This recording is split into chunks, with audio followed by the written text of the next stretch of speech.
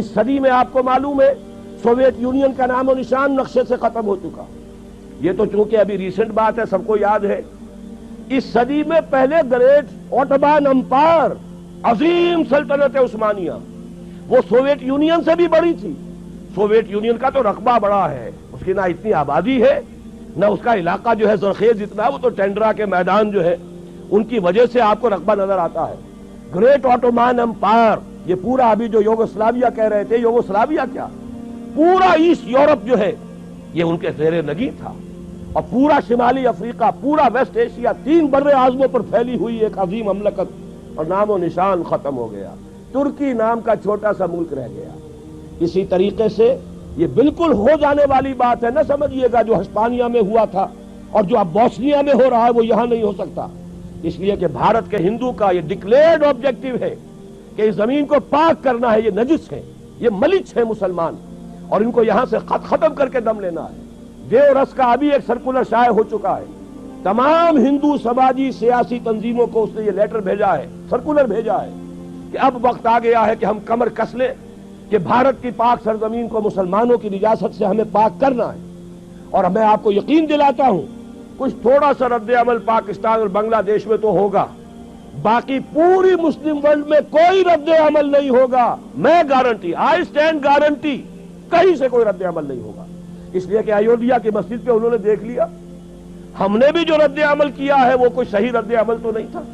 ہم نے مندر گرا دیا، کیا حاصل ہوا؟ بدنامی دنیا میں مول لے لی، دینی اعتبار سے بھی غلط اور دنیاوی اعتبار سے بھی غلط. فائدہ کچھ نہیں، نقصان ہی نقصان. لیکن یہ کہ بنگلہ دیش میں ہو گیا، پاکستان میں ہو گیا، باقی پوری دنیا میں کسی نے یہ بھی نہیں کہا کہ یہ دوبارہ مسجد بن جانی چاہیے، ورنہ ہم اپنے تجارتی تعلقات ختم کر لیں گے. سفارتی تو بہت دور کی بات ہے، کوئی الٹیمیٹم وار تو بہت دور کی بات ہے. تجارتی تعلقات ختم کرنے کی بھی کسی ایک مسلمان ملک نے دھمکی نہیں دی. تو انہوں نے نبض دیکھ لی ہے کہ غیرت نام تھا جس کا گئی تیمور کے گھر سے. اور اگر بھارت میں یہ کچھ ہو گیا تو آپ یہ جان لیجئے بھارت کے جو عزائم ہیں، میں نے یہ چیزیں لکھی ہیں، پچھلی جمعے کو چھپ چکی ہیں.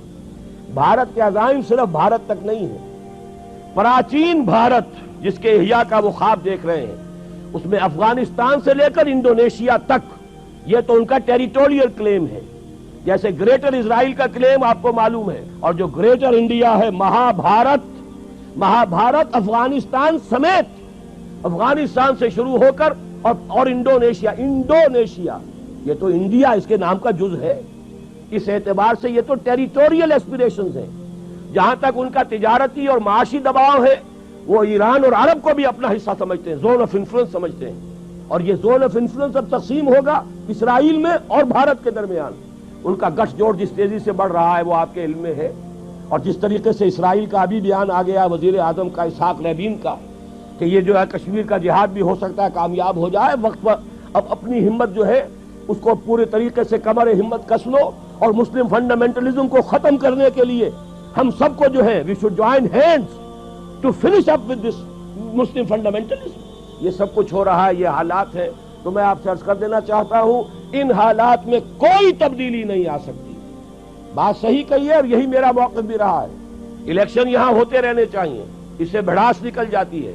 الیکشن سے اسلام یہاں نہیں آ سکتا. یہ میرے اور توکل صاحب کے درمیان اختلاف ہے، اور یہ بڑی بات ہے. انہیں معلوم ہے میری رائے کیا ہے، انہوں نے مجھے پھر بھی دعوت دی ہے. میری میزبانی کر رہے ہیں، یہ ان کا حوصلہ ہے. ورنہ یہ کہ میں یقین کے ساتھ کہتا ہوں کہ الیکشن یہاں ہونے چاہیے، لیکن الیکشن سے اسلام نہیں آ سکتا. اس لیے کہ اگر تو اسلام سے مراد ہے نظام، تو نظام کبھی الیکشن سے بدلتا ہی نہیں.